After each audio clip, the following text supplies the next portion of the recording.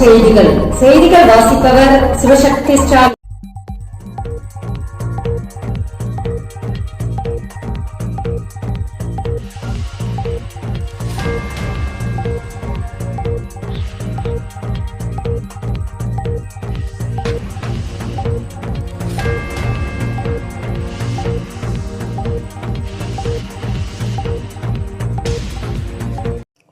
BEd படிப்புக்கு விண்ணப்பிக்க அவகாசம் நீட்டிப்பு. உயர்கல்வித்துறை அமைச்சர் அறிவிப்பு.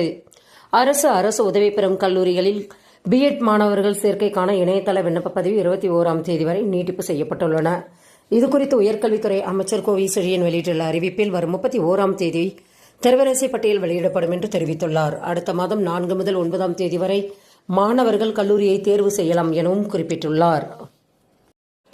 கல்லூரிகளில் ஒரே கால அட்டவணையில் தேர்வுகள்.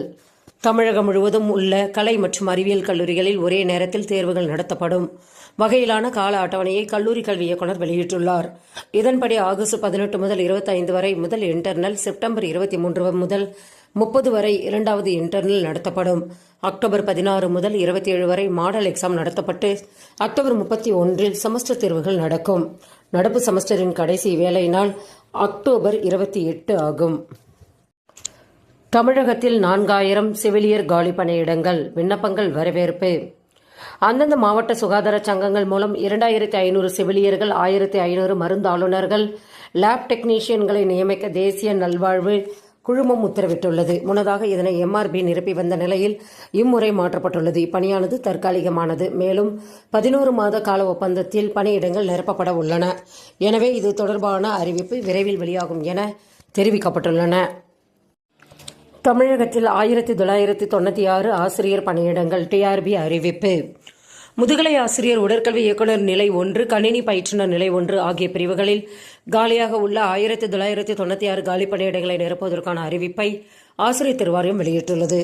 மேலும் விவரங்களுக்கு www.trb.tn.government.in என்ற இணையதளத்தை பார்க்கலாம்.